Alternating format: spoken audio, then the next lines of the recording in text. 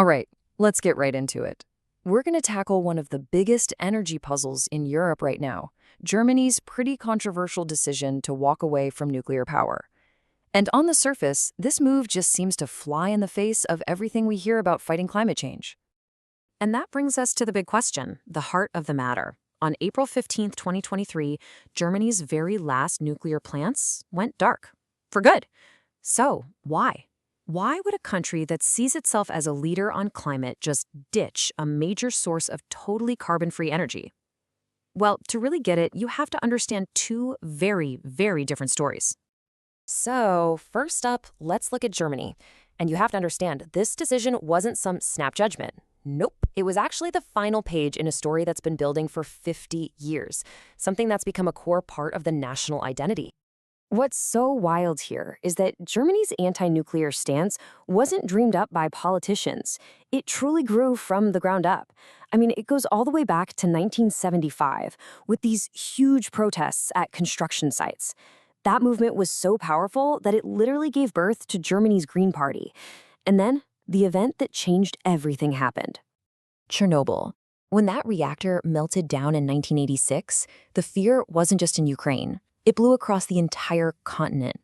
And this quote, wow, it just perfectly captures that terror. People felt like Europe was crop-dusted in cancer dust.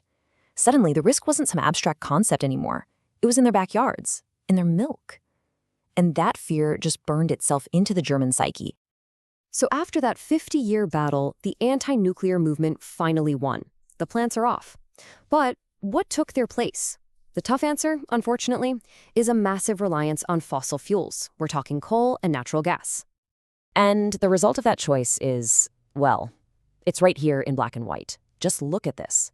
For every kilowatt hour of electricity, Germany is pumping out about 440 grams of CO2. Now look at its neighbor, France, the country that went all in on nuclear, just 40 grams. That's not a small difference. It's more than 10 times cleaner.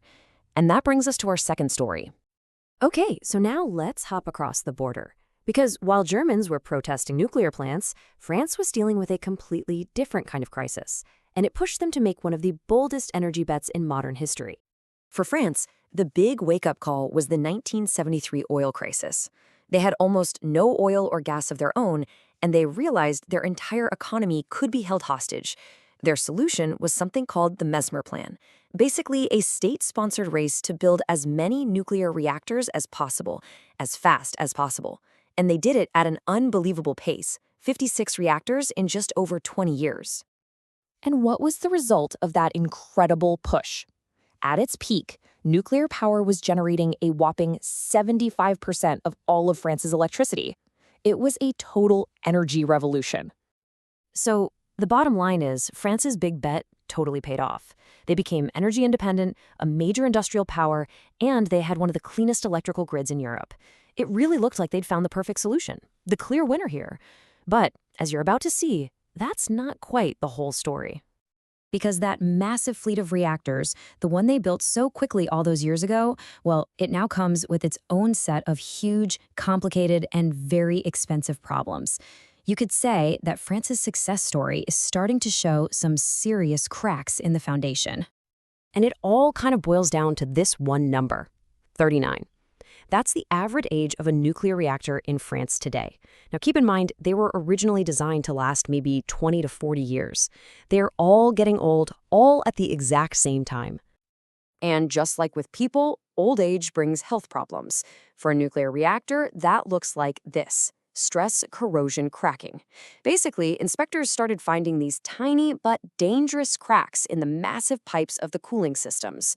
It was a pretty shocking discovery, and it sent alarm bells ringing across the entire country. And finding those cracks started this cascade of failures. Suddenly, the whole aging fleet needed to be inspected, which led to a massive maintenance crisis. They had to shut down so many reactors that their energy output dropped to a 34-year low. And to make it all worse, because they hadn't built any new plants for 30 years, they didn't even have enough expert welders to fix the cracks. It's just a perfect storm of problems, all coming home to roost. So the obvious answer is, okay, just build new ones, right? Well, take a look at this. Their next-generation reactor project was supposed to cost $3 billion and take 8 years. The reality? It's been over 16 years, the cost has ballooned to over $13 billion, and it's still not finished. And look, this isn't just France having a bad run. A major study looked at 180 nuclear projects worldwide and found that almost all of them, 175, went way over budget. On average, they cost more than double the original estimate. Building new nuclear is just fundamentally incredibly difficult and expensive. And this is where our two stories, Germany's and France's, finally collide. You have Germany with its high emissions, and you have France with its crumbling, wildly expensive nuclear fleet. It's become crystal clear that when it comes to a clean energy future, there are no simple, easy answers. The raw economics of it all just make the choice even harder. To get 1 megawatt of power from that new French reactor, it costs about $8 million. To get that same megawatt from new wind turbines, it's somewhere between 1 and 2 million. That is a gigantic difference in price, and it makes a huge difference when you're planning for the future. So this is the final trade-off we're left with. Germany decided to abandon nuclear, and now it's stuck with a serious carbon emissions problem. France embraced nuclear, and now it's facing a massive reliability and cost crisis with its old plants. Two completely opposite paths, and both have led to a really difficult and uncertain future. Which brings us right back to where we started, but now with a totally new way of looking at it. We asked why Germany would abandon clean energy, but after seeing the staggering costs, the safety scares, and the reliability nightmares that are hitting even the world's most successful nuclear program, well, maybe the real question we should be asking is, did Germany have a point all along?